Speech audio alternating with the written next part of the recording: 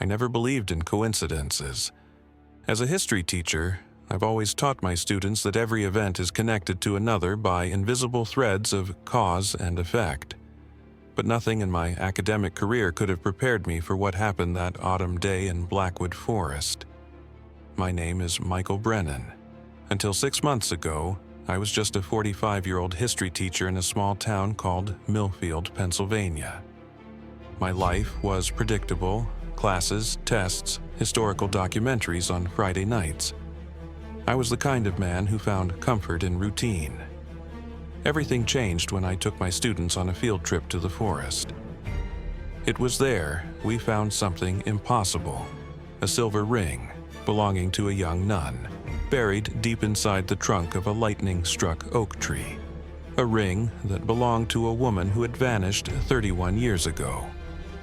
What began as a curious discovery quickly turned into something far darker.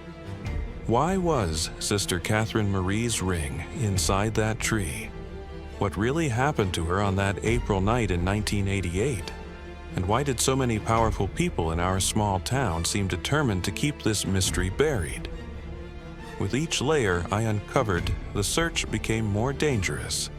Threats began to appear. Warnings to stop investigating. A chilling message: stop digging or you'll join the nun. But some stories need to be told, no matter the cost. Some silenced voices deserve to be heard, and sometimes it's the quiet, ordinary teacher who ends up being the only one willing to face decades of secrets, protected by the church, the local government, and an entire community built on lies. This is the story of how a simple silver ring exposed a murder, a cover-up, and a conspiracy that spanned generations. It's a story about power, silence, and the inexorable force of truth.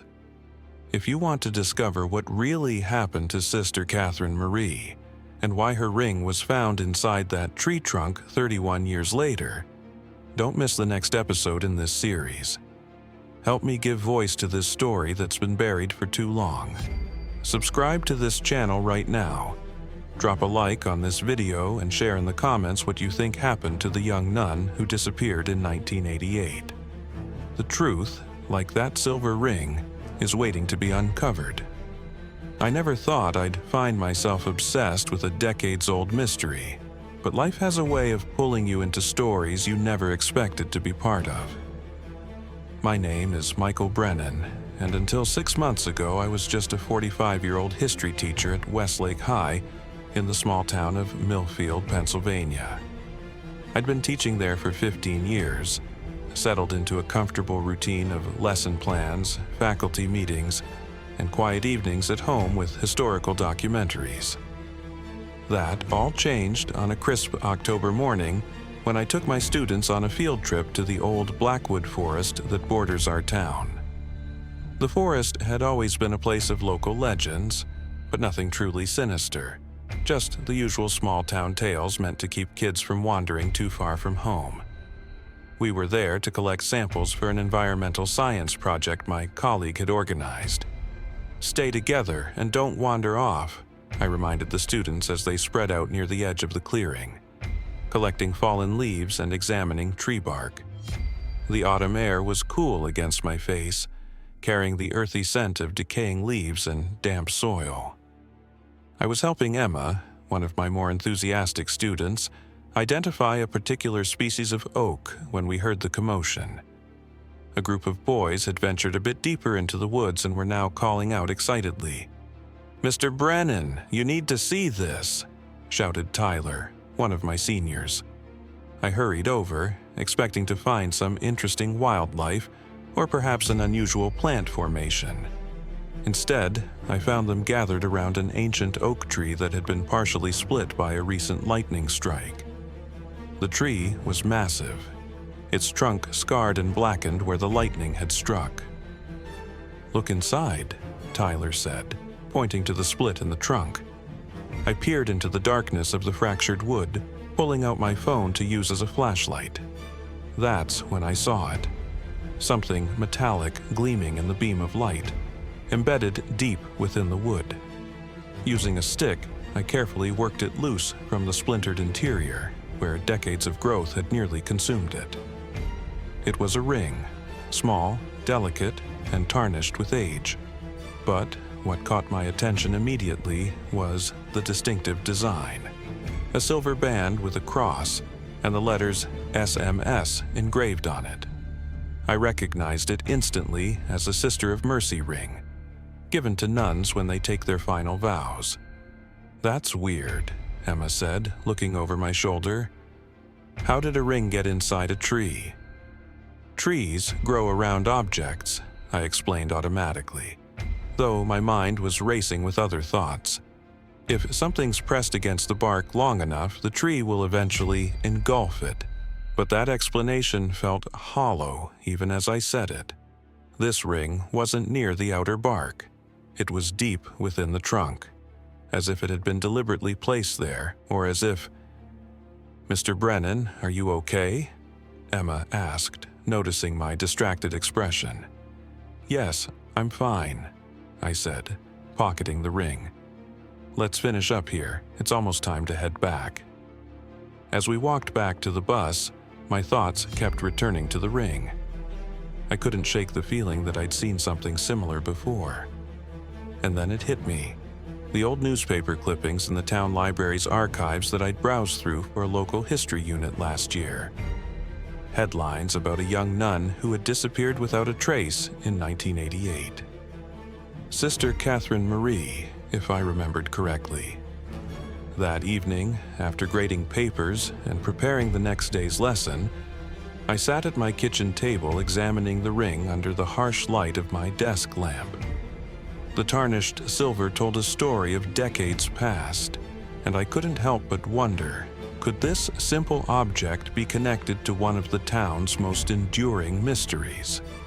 Little did I know that this discovery would lead me down a path that would unearth long-buried secrets, challenge everything I thought I knew about my quiet town, and ultimately change my life forever. The next day after school, I drove straight to the Millfield Public Library.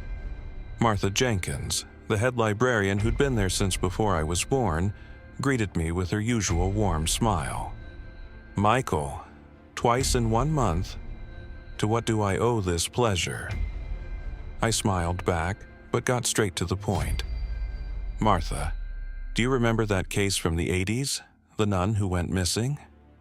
Her smile faded, replaced by a look of solemn recognition. Sister Catherine Marie. Of course I remember. Hard to forget something like that happening in a town this size. "I need to see any newspaper articles you have about her disappearance." Martha gave me a curious look, but didn't press for details. She led me to the archives room, where decades of local history were preserved on microfilm and in carefully organized binders. "Everything from that period should be in these files," she said, pulling out a dusty box labeled 1985 to 1990. "May I ask why the sudden interest?" I hesitated, then reached into my pocket and showed her the ring. "My students found this yesterday, embedded inside a tree in Blackwood Forest." Martha's eyes widened as she examined it. "SMS, Sisters of Mercy Society," she whispered. "Where exactly in the forest?" "The old oak near Miller's Creek, the one that was struck by lightning last month." She nodded slowly, her expression troubled. "That area was searched extensively when she disappeared. They found nothing." She handed the ring back to me. "Be careful, Michael. Some stories in this town are better left untold." Her warning only intensified my curiosity. After she left, I spent hours poring over the yellowed newspaper clippings. The details emerged piece by piece. Sister Catherine Marie Sullivan, 26 years old, had been teaching at St. Augustine's Catholic School. On April 17, 1988, she left the convent for an evening walk, a habit she'd developed to clear her mind before evening prayers. She never returned. The articles described an extensive search. Police, volunteers, dogs, even a helicopter borrowed from a neighboring county. Blackwood Forest was combed inch by inch. The investigation continued for weeks, then months, but eventually faded from the front page. No body was ever found. No evidence of foul play. She had simply vanished. One photo in particular caught my attention. Sister Catherine, standing with her class of first graders. She was young, with a kind smile that reached her eyes, her habit framing a face that radiated warmth. It was hard to reconcile this image with the mysterious disappearance that had left a community searching for answers. As I read, another name kept appearing in the articles: Father Thomas Riley, who had been the parish priest at St. Augustine's Church. He was quoted extensively about Sister Catherine's character and devotion. According to one article, he had been the last person to see her alive, having spoken with her briefly before her walk. I checked the time, nearly 6 p.m. The library would be closing soon. Quickly, I made copies of the most relevant articles and tucked them into my messenger bag. Walking to my car, I felt the weight of the ring in my pocket. A simple silver circle that had somehow survived for over 30 years inside a tree trunk. The rational part of my brain suggested logical explanations. Perhaps someone had hidden it there when the tree was younger. Or maybe it had been lost and somehow worked its way into a crevice that the growing tree eventually sealed. But another part of me, the part that had always been drawn to history's unsolved mysteries, knew there was more to this story. Sister Catherine Marie hadn't just disappeared. Something had happened to her, and somehow this ring was connected. I started my car, but instead of heading home, I found myself driving toward the old stone building of St. Augustine's Church on the other side of town. The church had stood for over a century, its Gothic architecture a stark contrast to the modest buildings that surrounded it. As I parked, I noticed an elderly priest locking the front doors. I approached him, introducing myself as a local teacher. "Father, I was wondering if Father Thomas Riley still serves at this parish." The old priest shook his head.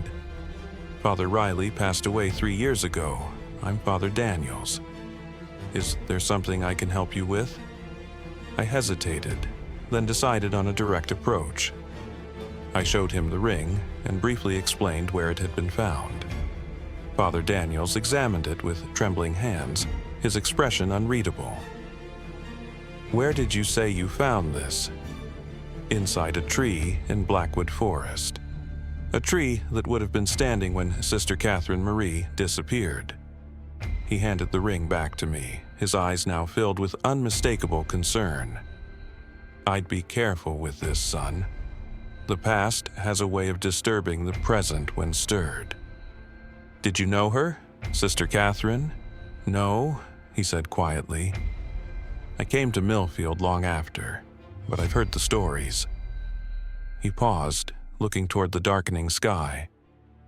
"There's someone who might be able to help you. Margaret Wilson. She was a novice at the convent back then, left before taking her final vows. Lives out by Lakeview Drive now." I thanked him and turned to leave, but his voice stopped me. "Mr. Brennan, whatever happened to Sister Catherine, some in this town believe it's better not to know." That was the second warning I'd received today.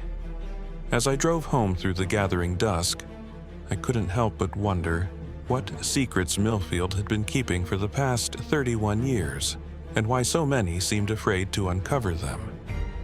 The next morning was Saturday, and I found myself driving along Lakeview Drive, searching for Margaret Wilson's house. Father Daniels had mentioned she lived in a blue cottage near the end of the road, and sure enough, there it was. A small, well-kept home with flower boxes beneath every window. I parked and approached the door, suddenly unsure of what exactly I would say. How do you introduce yourself to a stranger and ask about a decades-old disappearance?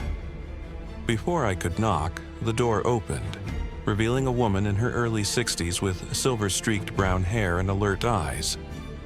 "I saw you pull up," she said by way of explanation. "Can I help you?" "Ms. Wilson, my name is Michael Brennan. I teach at Westlake High. Father Daniel suggested I speak with you about Sister Catherine Marie." Her expression shifted subtly, a flash of something like pain, quickly controlled. "It's been a long time since anyone's mentioned that name to me. What's this about?" I showed her the ring, explaining how it had been found. She took it from my hand, turning it over carefully, her fingers tracing the engraved initials. "This was hers," she said quietly. "We all received them when we took our vows. I never got mine, of course. I left the order before then." "May I ask why you left?" She hesitated, then gestured toward her living room. "You'd better come in." The interior of the cottage was warm and inviting, filled with books and plants. She motioned for me to sit on a floral sofa while she took an armchair opposite me. "I left 3 months after Catherine disappeared," she began. "Not because of what happened to her, at least not directly.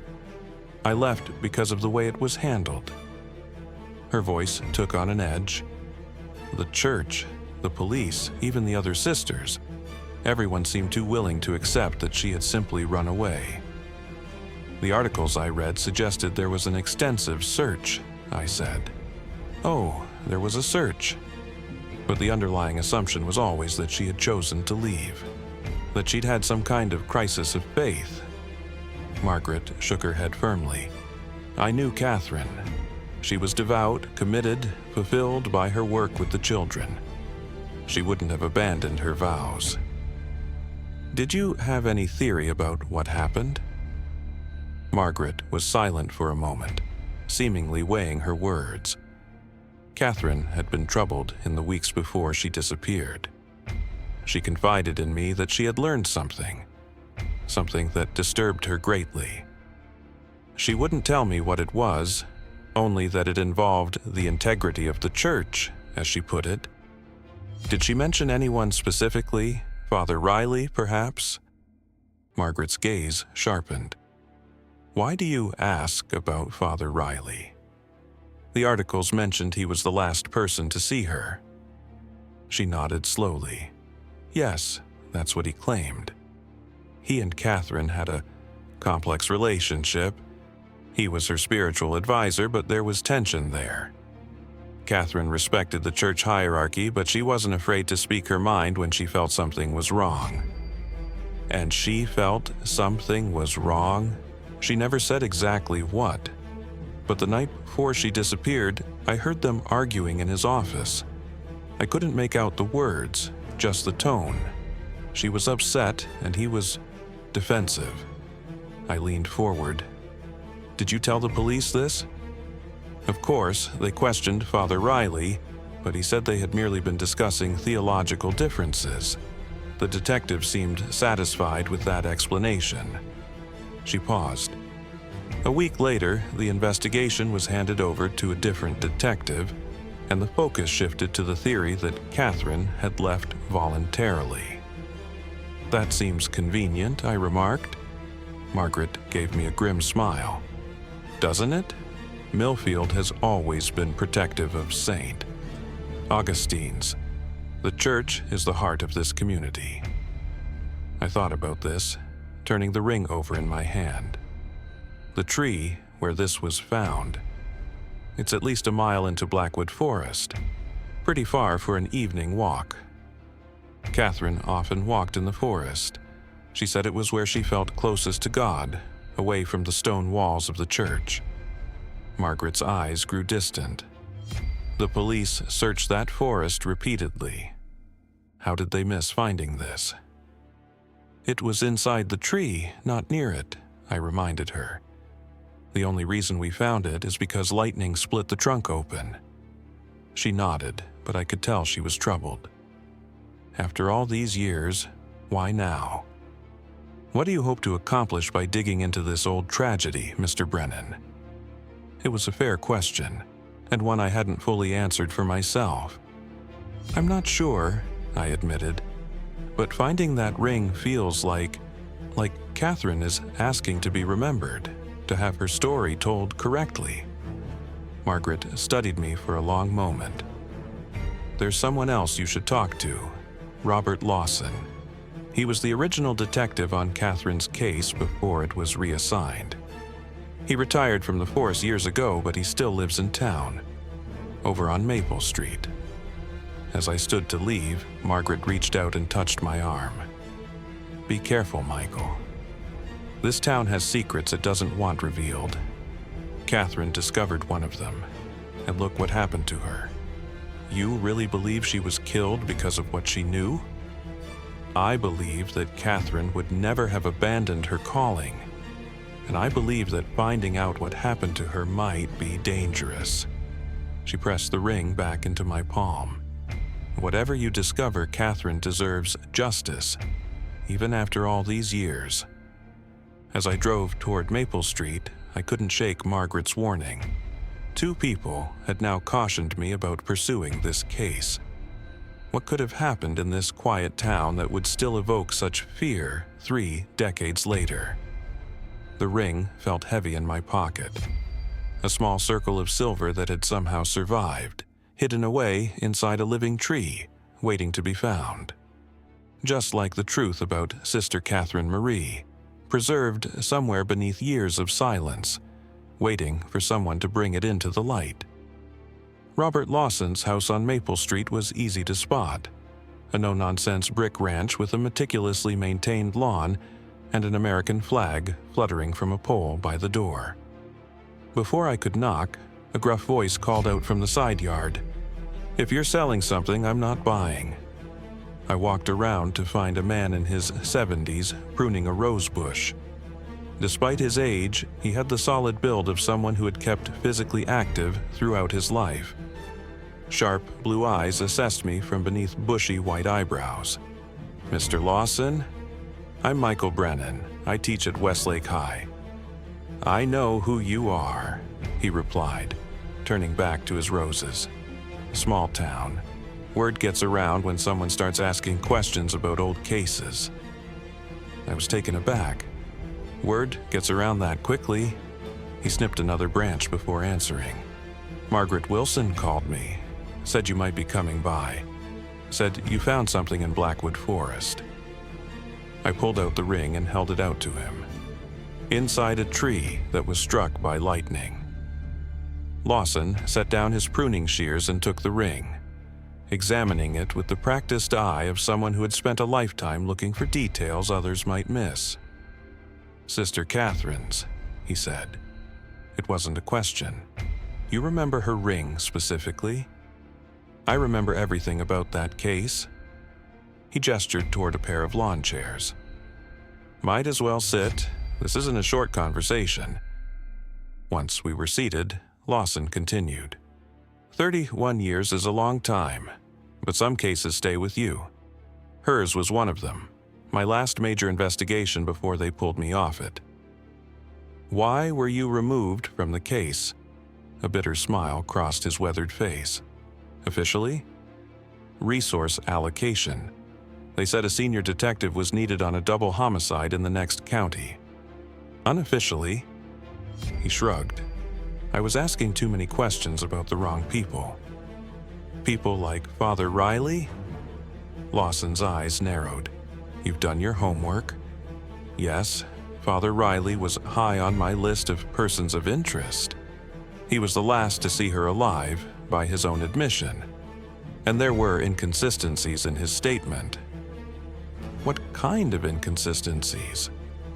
He claimed Sister Catherine left the church around 6:30 p.m. for her walk, but the groundskeeper saw her leaving closer to 7:15, and he said she seemed upset. Lawson paused. When I questioned Father Riley about the discrepancy, he became defensive, suggested the groundskeeper was mistaken. Then, the next day, that same groundskeeper suddenly remembered that he might have been confused about the time. "Someone got to him," I suggested. That was my thought, but I couldn't prove it. Lawson leaned forward, his voice dropping. 2 days later, I was called into the chief's office. Bishop Donovan was there, head of the diocese at the time, very concerned about the direction of my investigation, very insistent that Sister Catherine had likely left of her own accord, perhaps suffering from some personal crisis. "And then you were reassigned." He nodded. Detective Ray Harris took over, young, ambitious, eager to please the higher-ups. The search continued for a while, but the narrative had shifted. It became about finding a runaway nun, not investigating a potential homicide. I thought about this. Margaret Wilson mentioned that Sister Catherine had discovered something troubling before she disappeared, something involving the integrity of the church. Yes, Margaret told me the same thing back then, but without knowing what Catherine had discovered, it was just another loose end. He handed the ring back to me. Where exactly was this found? In an oak tree near Miller's Creek, about a mile into the forest from the eastern entrance. Lawson frowned. We searched that area thoroughly. Dogs, ground teams, the works. If she had been there, maybe she wasn't initially, I suggested. Maybe she was moved there later, after the search ended. Possible. He rubbed his chin thoughtfully. The question is, why hide a ring inside a tree? It's not like burying a body to conceal evidence. It's almost ritualistic, I finished for him. Like someone wanted to ensure it would never be found, but also didn't want to simply throw it away. That fits with what I suspected about her disappearance. It wasn't a crime of passion or opportunity. It was calculated, deliberate. Lawson's eyes met mine. Why are you pursuing this, Mr. Brennan? What's your stake in a 30-year-old cold case? It was the same question Margaret had asked, and again, I wasn't sure of the answer. I teach history, I said finally. I believe in the importance of truth, even difficult truths. And finding that ring, it feels like I've been handed a responsibility. Lawson studied me for a long moment. Fair enough, but you should know what you're getting into. The Catholic Church is still powerful in Millfield. Mayor Davidson is a lifelong parishioner at St. Augustine's. So is Judge Wilson. If Catherine's disappearance involved misconduct within the church, which I strongly suspected it did, there are people in this town who would still go to great lengths to keep that buried. After all this time? Whatever happened, it was over 3 decades ago. Some secrets don't have an expiration date, Mr. Brennan, especially ones that could damage reputations or institutions. He stood up, signaling our conversation was nearing its end. If you're determined to pursue this, there's a file box in my attic. Copies of my case notes, interviews, theories, everything I wasn't supposed to keep when they took me off the case. I stood as well, surprised by the offer. You'd let me see those? I'm an old man with more past than future. I've carried the weight of Catherine's unsolved case for too long. His expression was solemn. But I need your word that if you find the truth, you won't bury it, no matter who it implicates or how uncomfortable it makes people. You have my word, I promised. As I helped him retrieve the dusty file box from his attic, Lawson mentioned one more thing. There was a church secretary back then, Elaine Mercer. She worked closely with Father Riley. Always struck me as someone who knew more than she was saying. Last I heard, she was living in a retirement community just outside town. Shady Pines, I think it's called. Thank you, I said, hefting the box, for everything. Don't thank me yet, Lawson replied grimly. The path you're on, it won't make you popular in Millfield. And depending on what you find, it might make you some powerful enemies. As I drove home with Lawson's case files beside me, I couldn't shake the feeling that I was crossing a line. moving from curious observer to active investigator in a case that powerful people wanted to remain closed. But the image of Sister Catherine's kind face from that newspaper photo kept returning to my mind, along with the thought of her ring entombed within living wood for decades. Someone had silenced her. Someone had tried to erase her from memory. And somehow, against all odds, she was reaching out through time, asking to be remembered, to be found. I couldn't turn away from that call. Sunday morning found me in my study, surrounded by Detective Lawson's files. I'd spent most of the night poring over his meticulous notes, interview transcripts, and personal theories about Sister Catherine's disappearance. Two things had become clear. Lawson had been convinced that Father Riley was involved somehow, and the Catholic Church had actively interfered with his investigation. One document in particular caught my attention. A statement from Elaine Mercer, the church secretary Lawson had mentioned. Her interview was brief and seemingly unrevealing, but Lawson had scribbled in the margins, holding back. Body language contradicts statements. Revisit. According to his notes, he never got the chance to question her again before being removed from the case. I decided she would be my next stop, but first, I wanted to attend Sunday Mass at St. Augustine's. If I was going to understand what had happened at this church 3 decades ago, I needed to get a feel for the place now. St. Augustine's was packed when I arrived, forcing me to take a seat in the back pew. The interior was impressive. Soaring ceilings, stained glass windows, polished wooden pews. Father Daniels conducted the service with quiet dignity, his sermon focusing on forgiveness and reconciliation. Throughout the Mass, I found myself studying the parishioners, wondering how many of them had been here in 1988. How many might have known Sister Catherine? After the service ended, I approached Father Daniels. "Mr. Brennan," he greeted me, his expression guarded. "I see you've taken an interest in our congregation." "I'm trying to understand the context of Sister Catherine's life," I explained. "I was wondering if the church keeps records from that period. Staff directories, newsletters, anything that might help me get a clearer picture." He hesitated. "Most of our records are archived. I'd need to speak with the diocesan office about accessing them." "I understand, but perhaps there are some basic records here?" "The parish office must maintain some historical files."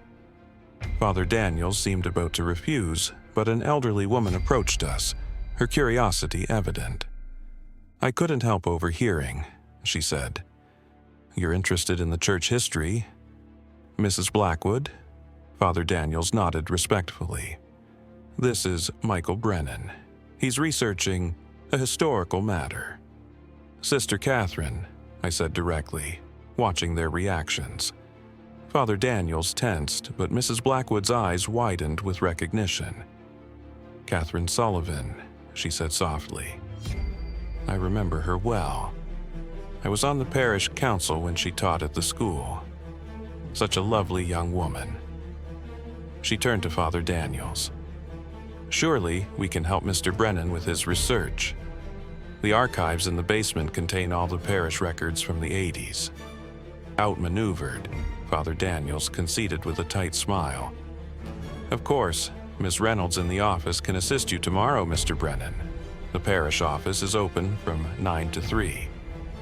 I thanked them both and was about to leave when Mrs. Blackwood touched my arm. "I hope you find what you're looking for," she said quietly. "Some of us have wondered about Catherine for a very long time." The next morning, I arrived at the parish office promptly at 9.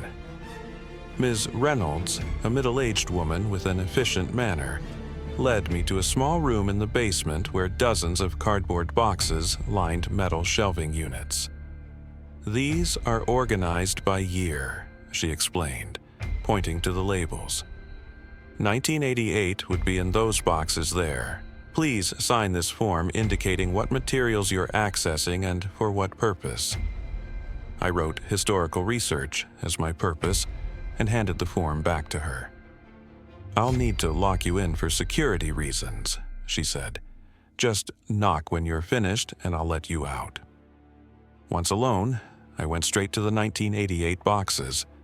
There were 4 of them, labeled by quarter.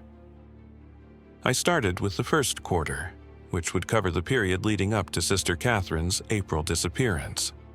The box contained parish bulletins, financial records, and correspondence, mostly mundane church business. But in a folder marked School Affairs, I found something interesting. A series of letters between Sister Catherine and Bishop Donovan regarding the school curriculum. She had been advocating for a more comprehensive sex education program for the older students, citing concerns about teen pregnancy rates. The bishop's responses grew increasingly stern, reminding her of church doctrine and her place within the hierarchy. In the final letter, dated just 3 weeks before her disappearance, Sister Catherine wrote, "I cannot, in good conscience, remain silent on matters that affect the well-being of our students, especially when our silence may be causing harm. There are serious issues within our parish that require addressing, beyond the curriculum concerns I've raised previously. I request a private meeting at your earliest convenience." The bishop's reply was curt. "Your concerns have been noted. Father Riley will address any parochial matters directly with you. No meeting is necessary at this time." What were these serious issues she mentioned? And why was she redirected to Father Riley when she clearly wanted to speak with the bishop directly? I moved on to financial records, methodically combing through budgets and expense reports. Most seemed routine, but then I noticed something odd. A series of payments to a law firm, Harrison, Pike & Associates, beginning in January 1988 and continuing through March. The entries were vaguely labeled as consulting services, but the amounts were substantial. $5,000 in January, $7,500 in February, $10,000 in March. I jotted down the details and continued searching. In a folder containing staff meeting minutes, I found references to tensions between Sister Catherine and Father Riley. One entry from March 15, 1988, noted, "Disagreement between Father Riley and Senior Catherine regarding handling of student matter. Discussion to be continued privately." What student matter? The minutes didn't specify, but it clearly had been a source of conflict. I was about to move on to the next box when I noticed a slim folder labeled Personnel Confidential tucked at the bottom. Inside was a single document. A letter from Father Riley to Bishop Donovan dated April 16, 1988, the day before Sister Catherine disappeared. "Regarding the situation with Sister Catherine Marie," it began, "I fear her concerns have escalated to a point where more decisive action may be necessary. She remains insistent on bringing the matter to the Diocese Review Board, despite my explanations of how this could damage the parish and school irreparably. I have attempted to reason with her, but she has become increasingly resistant to spiritual guidance. I recommend her immediate reassignment to the mission in South America that we discussed. A period of reflection far from Millfield would serve her well and protect the greater good of our community." My heart was pounding as I read this.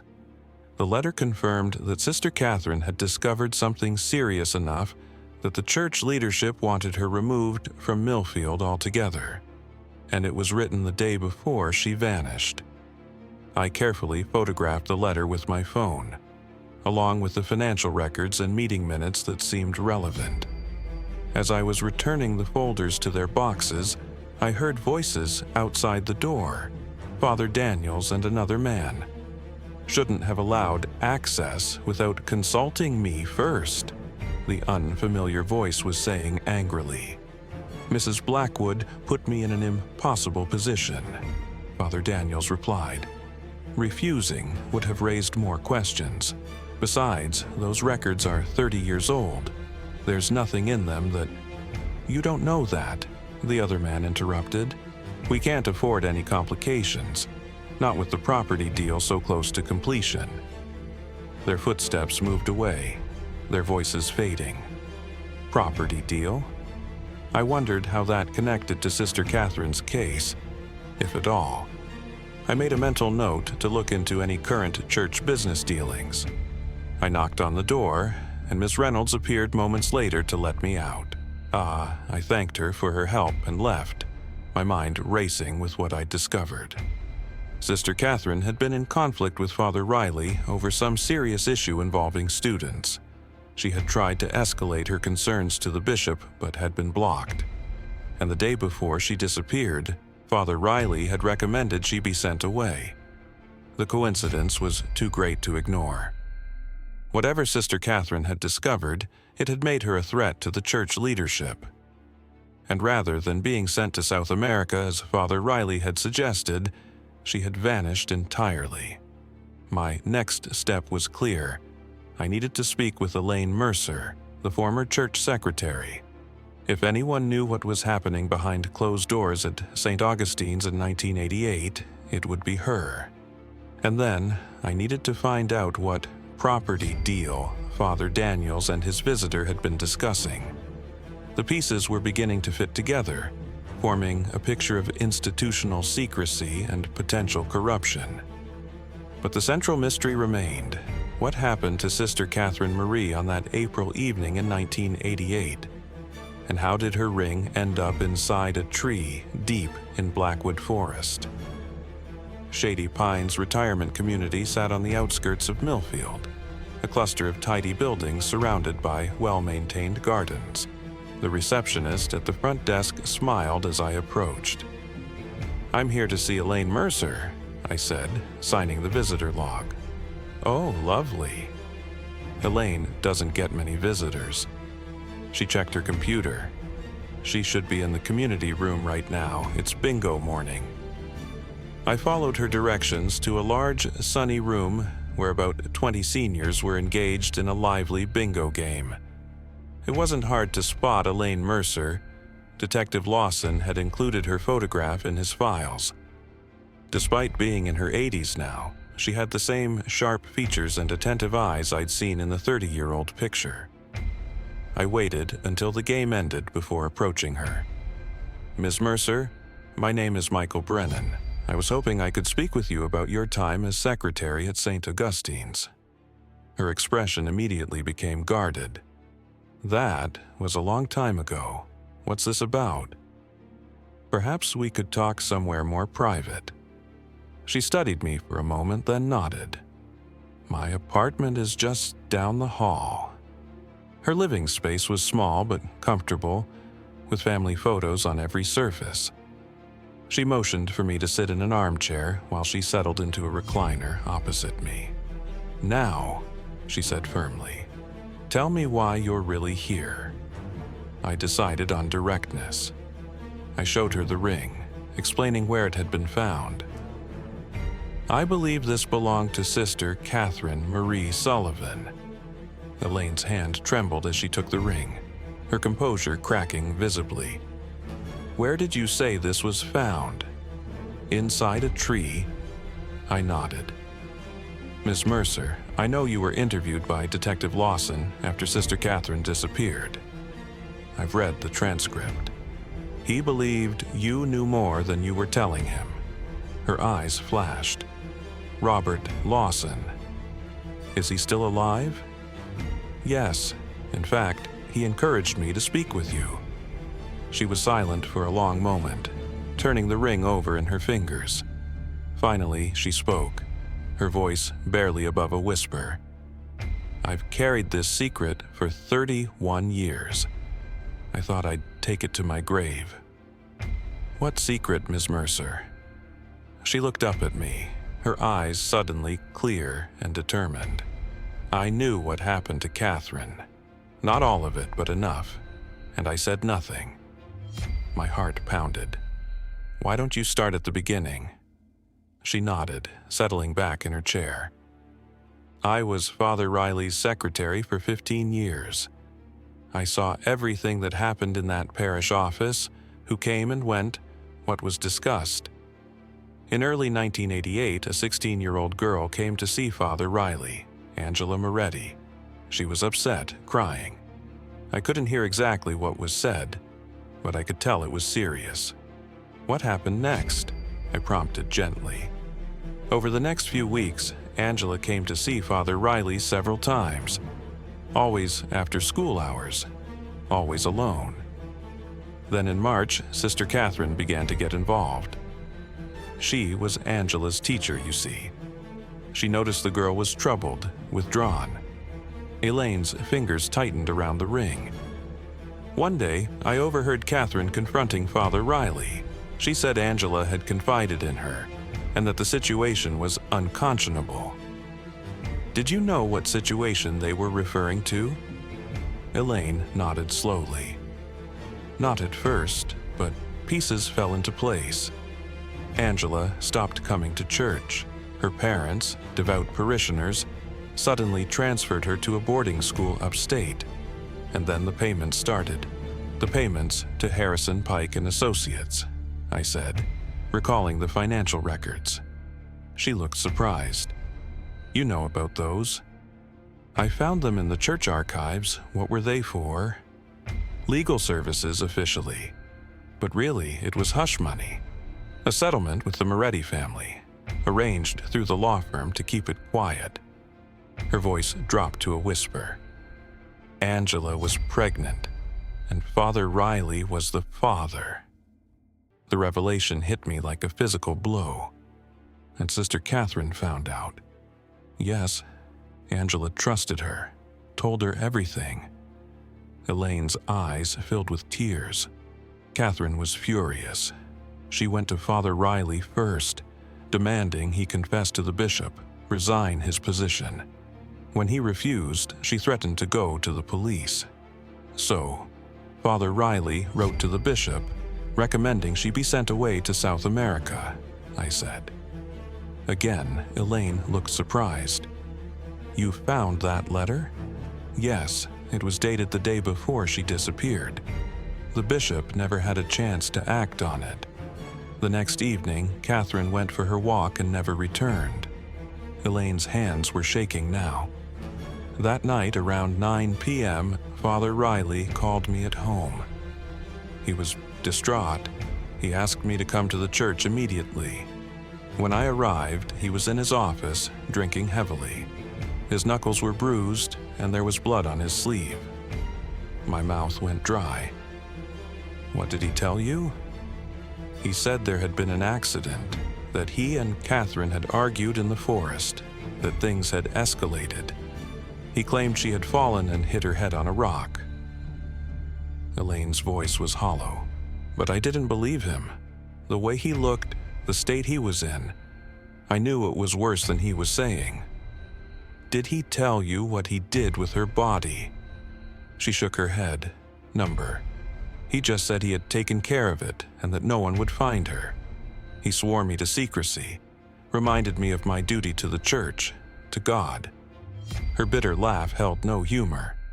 As if God would want such a thing covered up. But you kept his secret, I said, trying to keep judgment from my voice. I did. Her admission was filled with shame. I told myself it was to protect the parish, the school, the children who depended on St. Augustine's.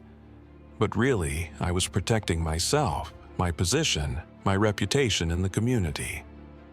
She looked down at the ring in her palm.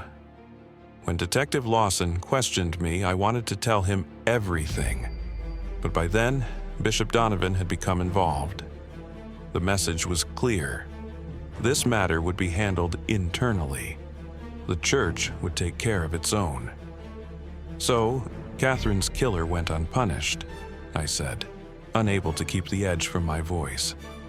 In this life, perhaps. Father Riley was never the same after that night.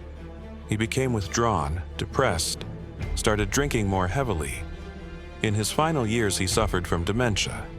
the things he would say sometimes. She shuddered. He was haunted by what he'd done. I took out my phone and pulled up the photo of Sister Catherine I'd found in the newspaper archives. This is her, isn't it? The woman whose death you helped conceal? Elaine looked at the image, tears spilling down her cheeks. Yes, she was so young, so passionate about doing what was right. She handed the ring back to me. I don't know how her ring ended up in that tree, but I do know that Catherine deserved justice then, and she deserves it now. It's not too late, I said. You could make a formal statement. There's no statute of limitations on murder. At my age, she gave a sad smile. I doubt I'll live to see a trial concluded, but yes, I'm willing to tell what I know, for Catherine's sake. There's something else, I said, remembering the conversation I'd overheard at the church. Do you know anything about a current property deal involving St. Augustine's? Elaine frowned. My niece mentioned something. The diocese is planning to sell the land where Blackwood Forest meets church property. Some developer wants to build luxury homes. It's been controversial because it would mean cutting down a portion of the forest, including, potentially, the area where Sister Catherine's remains might be buried. The timing couldn't be coincidental. Miss Mercer, would you be willing to speak with Detective Lawson? To tell him what you've told me? She nodded firmly. Yes, it's time the truth came out. As I left Shady Pines, I called Lawson and arranged for him to meet with Elaine the next day. Then, I drove straight to the county records office. I needed to find out more about this property deal and exactly what land was involved. The clerk at the records office was helpful once I explained I was researching local history. She provided me with maps of the church property and recent applications for rezoning. Sure enough, St. Augustine's diocese had applied to rezone a 20-acre parcel of land bordering Blackwood Forest for residential development. The buyer was listed as Millennium Development Corporation, and the sale was pending final approval at next week's town council meeting. I pulled out my phone and searched for information on Millennium Development. Their website showcased luxury housing developments across 3 states, with their CEO prominently featured, Richard Davidson, son of Millfield's mayor. The pieces were falling into place.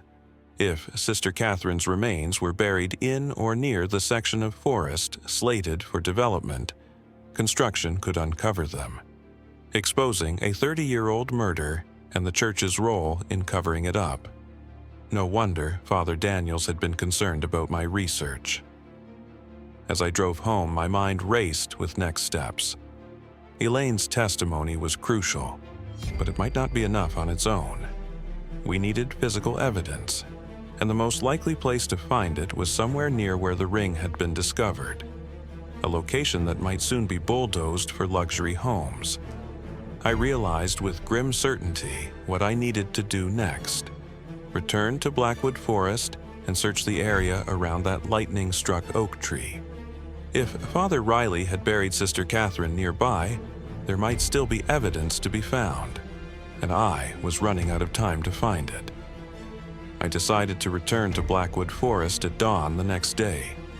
I needed daylight to search effectively, but I also wanted to avoid running into hikers or park rangers who might question what I was doing. This wasn't exactly a sanctioned archaeological dig. As I packed my car with supplies, a shovel, work gloves, a metal detector I'd borrowed from a colleague, bottles of water, and a first aid kit, I realized how surreal my situation had become. A week ago, I had been a high school history teacher with a predictable routine. Now, I was preparing to search for a murdered nun's remains in the forest, based on the confession of an elderly church secretary. The morning was misty as I parked at the forest entrance and began the mile-long hike to the lightning-struck oak. The forest was eerily quiet, with only the occasional bird call breaking the silence. Fallen leaves cushioned my footsteps as I made my way along the narrow path, the metal detector slung over my shoulder. When I reached the massive oak, I paused to get my bearings. This was where my students had found the ring, embedded deep within the trunk that had been split by lightning. I studied the surrounding area, trying to think like someone who needed to conceal a body. Where would Father Riley have buried Sister Catherine? Not too close to the tree itself. The roots would have made digging difficult. But not too far either, if he was operating in darkness and under extreme stress. I began a systematic search, starting from the oak and working outward in a spiral pattern, sweeping the metal detector over the ground as I went. For nearly an hour, I found nothing significant, just the usual forest debris, an occasional piece of modern trash left by hikers. But as I moved about 50 yards north of the oak, the detector gave a strong signal. I marked the spot and began to dig carefully. About 2 feet down, my shovel struck something hard. Dropping to my knees, I used my hands to clear away the soil, revealing a tarnished metal box about the size of a hardcover book. With trembling fingers, I lifted it from the earth. It was locked, but the decades in the damp soil had weakened the metal. A firm twist broke the corroded lock. Inside, wrapped in a plastic bag that had partially disintegrated over time, was a small leather-bound book, a diary. The cover bore the initials CMS in faded gold lettering. Sister Catherine Marie Sullivan. My heart pounding, I carefully opened the fragile book. The pages were remarkably well preserved inside the sealed metal box. The entries began in January 1988 and continued until April 16th, the day before she disappeared.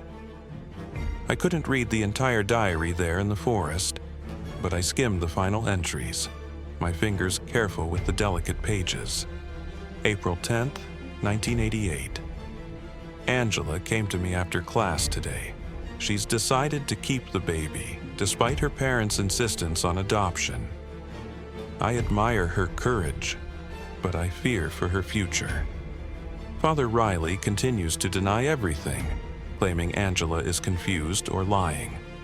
How can a man of God live with such deceit? The bishop has ignored my letters. I feel as though I'm shouting into a void. April 13th, 1988. The Morettis withdrew Angela from school today. I tried to call their home, but was told by Mrs. Moretti that I should stop interfering in family matters. I suspect the church has pressured them into silence with money and promises of discretion. This cannot stand. April 16th, 1988. I've made my decision. Tomorrow, after services, I will tell Father Riley that I'm going to the police. The church hierarchy has failed in its moral duty. I cannot be complicit in this cover-up any longer. Angela deserves justice and Father. Riley must face the consequences of his actions. I pray for the strength to withstand what's coming. I've hidden this diary for safekeeping. If anything happens to me, let the truth be found here. The final entry sent a chill down my spine. Sister Catherine had known she was putting herself in danger. She had hidden her diary deliberately, a precaution that proved tragically prescient. I carefully returned the diary to its box and continued my search of the area. About 20 yards further, in a small clearing, the metal detector signaled again. This time, what I uncovered made my blood run cold, a rusted shovel head buried about a foot deep. The wooden handle had long since rotted away, but the metal blade remained, with traces of what looked like dried blood on its edge. I was taking photos of the shovel head when I heard voices in the distance. Quickly, I gathered my findings, filled in the holes I'd dug, and concealed myself behind a large tree. Through the foliage, I could make out 2 men walking along the path, one in the clerical collar of a priest, the other in an expensive-looking suit. The survey team will be here Thursday, the suited man was saying. We need to move quickly once the council approves the rezoning. I understand, Richard, replied the priest. Father Daniels, I realized. But we need to proceed carefully. This recent interest in Sister Catherine's case has me concerned. After 30 years? It's ancient history. The man named Richard, Mayor Davidson's son, I presumed, sounded dismissive. History has a way of resurfacing at inconvenient times, Father Daniels replied, especially when it involves the church. Their voices faded as they moved deeper into the forest, following the path that would eventually lead to the church property. I waited until I was sure they were gone before making my way back to my car, the metal box and shovel head carefully stowed in my backpack. Once home, I spread a clean sheet over my dining table and began to methodically read through Sister Catherine's diary. The entries painted a clear picture. She had discovered Father Riley's inappropriate relationship with Angela Moretti in early March 1988. Initially, she had tried to address it through proper channels, appealing to the bishop and church authorities. When that failed, she had become increasingly determined to see justice done, regardless of the damage it might do to the church's reputation. Her final entry confirmed what Elaine Mercer had told me. Sister Catherine had planned to go to the police the day after she wrote it. She never got the chance. I called Detective Lawson and arranged to meet him at his house that evening. When I arrived, he informed me that he had already taken Elaine Mercer's formal statement. "She told me everything," he said grimly. "Confirms what I suspected all along, but could never prove. The church closed ranks to protect Riley." I showed him the diary and the shovelhead I'd found. His eyes widened as he carefully examined both items. "This is evidence," he said. "Real physical evidence.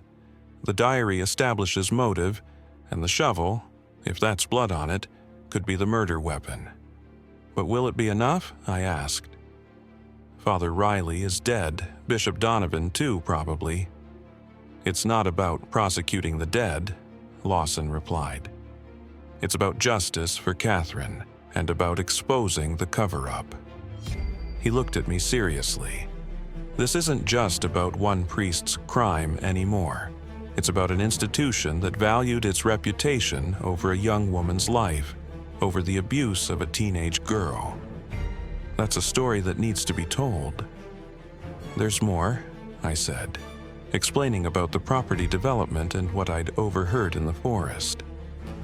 "I think they're trying to develop the land before anyone can search it properly." Lawson nodded thoughtfully. "The town council meets on Thursday to vote on the rezoning. We need to present our evidence before then." "To whom?" I asked. "If Mayor Davidson is involved, not to the mayor, to the people of Millfield." Lawson's eyes gleamed with determination. "I still have contacts at the local newspaper. Elizabeth Chen, the editor, is no friend to corruption. If we take this story to her, with the diary, Elaine's testimony, the physical evidence, she'll run it. Once it's public, the mayor and the church won't be able to sweep it under the rug."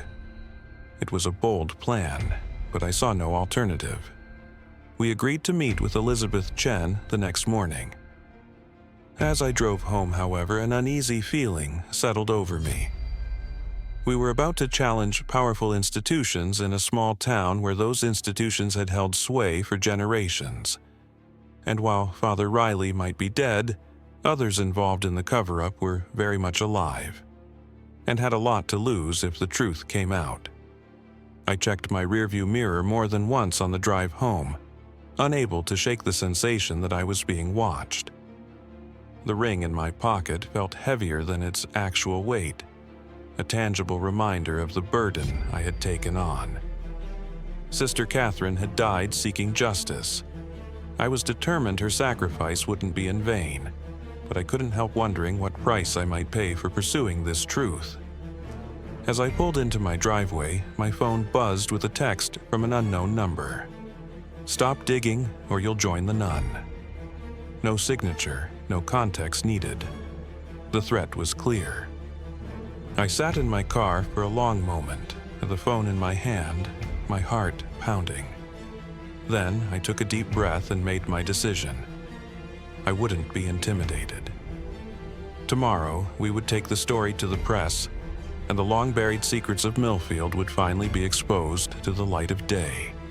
Whatever came after that, I would face it. For Sister Catherine, for Angela, for the truth.